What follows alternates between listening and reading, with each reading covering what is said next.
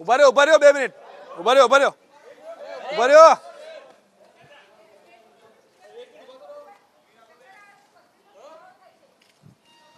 શું તો પથરી ક્યાં દેખાડવાની છે તમારે પેટ ક્યાં પથરી દેખાડવાની ક્યાં તમે ઉભા રહ્યો શાંતિથી પથરી ક્યાં નથી દેખાડવાની શાંતિથી ઉભા રહ્યો હા ભલે સાચું ખોટું પછી જોઈ લઈશ તમે શાંતિથી ઉભા રહ્યો અત્યારે શાંતિથી ઉભા રહ્યો હા સાચું ખોટું પછી જોઈ લઈશું